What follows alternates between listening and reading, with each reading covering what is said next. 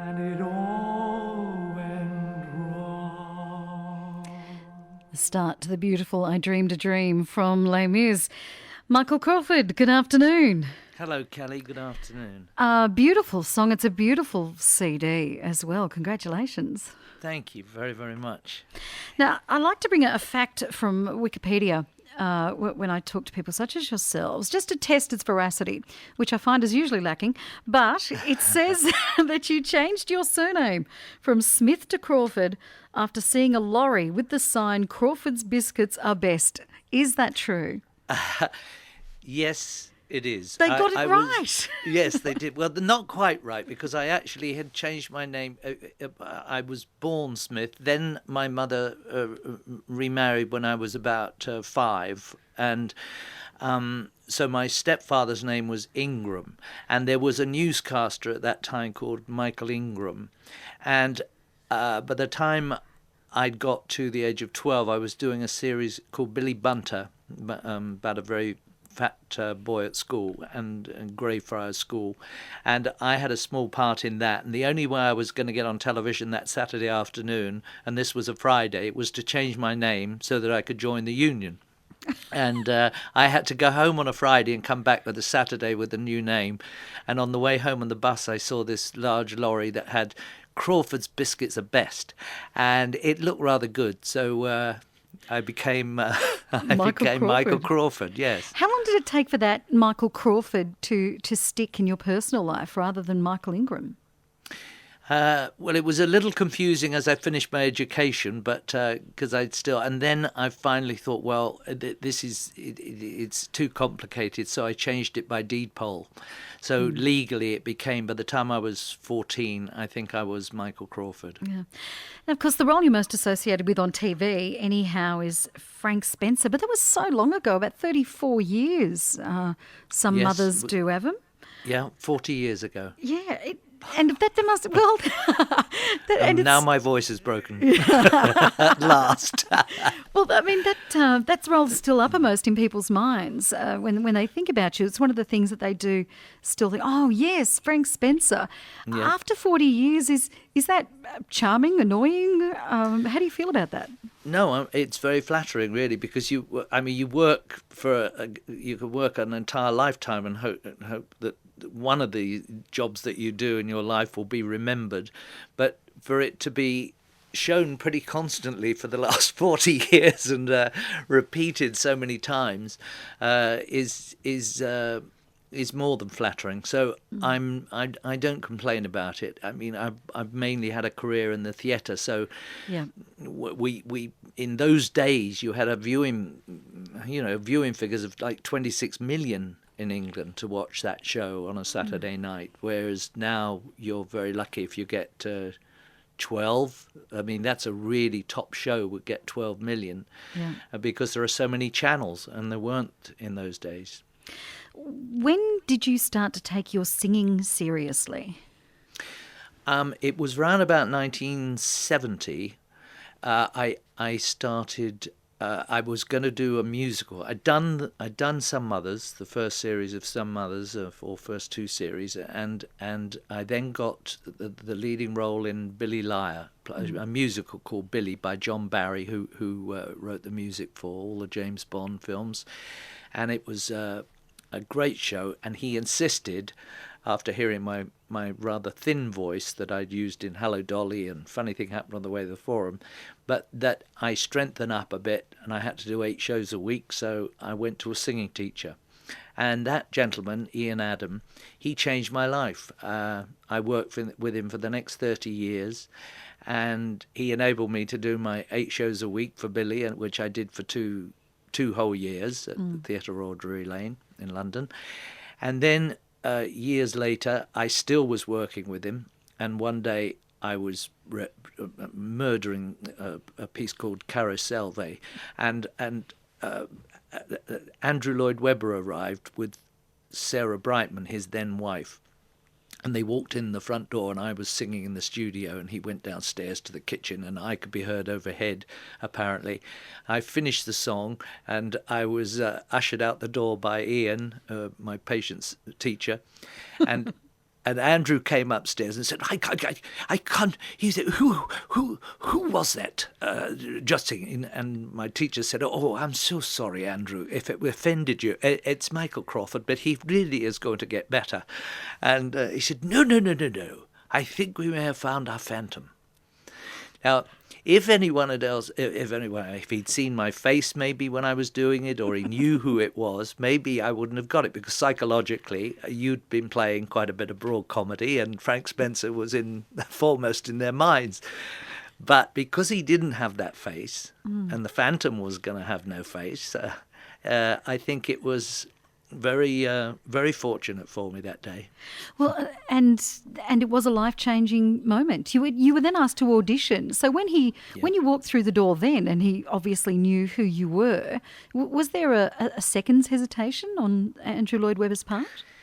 No, he knew my musical career. I mean, he'd seen me doing Barnum. I'd done that for 4 years, so we got quite a presence on the West End stage as a musical performer. But the voice had got there was more depth to the voice, so that instead of the singing, it only takes a moment, where your voice is, it only takes a moment, and it's very, very light for Hello Dolly. You when you have your classes and you learn through the years, you get much more depth to the voice and much more versatility. And so when I first heard, he played me the music for a start, and I thought, this is what I've got to build the character, and I've got Music of the Night and I've got Phantom of the Opera, these two pieces of music. And as soon as you hear the opening chords of the overture for Phantom of the Opera, I mean, dun, dun, dun, dun, dun, dun, this is the man, this has got to be the man that you've got to, it completely envelop that theatre. You've got to be everywhere. He's got to be all-powerful. Do you remember that opening night of Phantom of the Opera? This was a role that you created on the stage. Did you feel the weight of that? Well, I think when you work we worked for 3 months on the vocals for it, just again with my teacher, and I would be working at least 7 hours a day.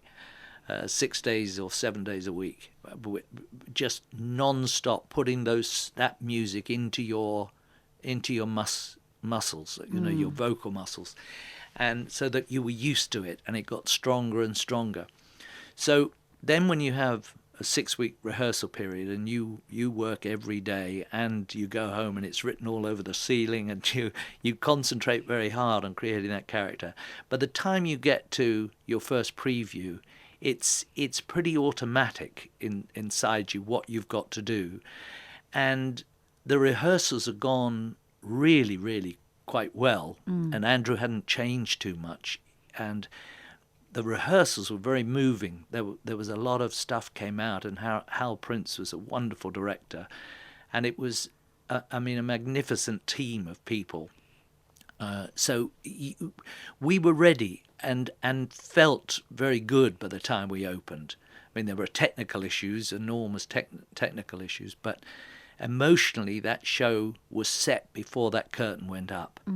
And when it did, it was extraordinary. It was electrifying, the feeling coming back from the audience. I mean, there was like a standing ovation when the boat first came through from the depths of the opera house, and the smoke and the candles came up out the ground. You were shivering not as the character. You were just trembling with excitement, hearing the audience's reaction on those first few previews. And when you took the role of P.T. Barnum in that original London production, you trained to do the stunts. How long did that take to perfect those circus abilities? Well, I chose to go off to the New York, the Big Apple Circus School in New York, and I think I was the oldest person there at whatever I was, 38, something like that. And all these young kids were going around on unicycles and juggling with 5 balls or 6 balls, and you were trying to get 3 balls going up in the air and knocking people out and banging into running kids over from the unicycle. and then try to learn the high wire. So it was a great amusement to them seeing this older fella coming in and having a go at everything. But they were great teachers, as like today they teach you how to use computers. It was really great fun, and being a boy, you like doing this sort of stuff. So to be let loose on a trapeze at the age of 38, which you've never had. I mean, where do we get a trapeze from in our youth? But which boy wouldn't want to go on a flying trapeze? So it was terrific fun. I mean, extraordinarily hard work to do, but very, very worthwhile. And we did that for 4.5 years in London. Well, for somebody who was so very physical and right into trying everything, how did it feel then when you found that you had chronic fatigue syndrome? Well, obviously it hits you. It hit me hard. I was doing a musical called Woman in White, Andrew Lloyd Webber musical, about 5 years ago, and I'd created for this character I thought was the most wonderful costume, which was a great big fat suit, and I played this Italian Count Fosco, and I thought it was just the bee's knees, being so clever. And then I used to lose about a pint of water a night in this suit, and it slowly I became more and more unwell, and I'd damaged my immune system. I'd lost all nutrients and things from my body, and I got this virus, and I thought it was flu, and everyone else thought it was flu, and 2 or 3 weeks later I still had the same condition of aching and tiredness, fatigue, and I just couldn't get better. And so I started lots and lots of tests, and to this day, doctors, there's not too much understanding of the condition, and thousands of people have it, and thousands of young children have it. And it's quite it's so debilitating, and for a child to not have the strength to go and play with other children and not to have a normal life. So they'll offer some medication that will maybe buck you up or something. That didn't feel a very good solution to me, as they really didn't know what they were giving me.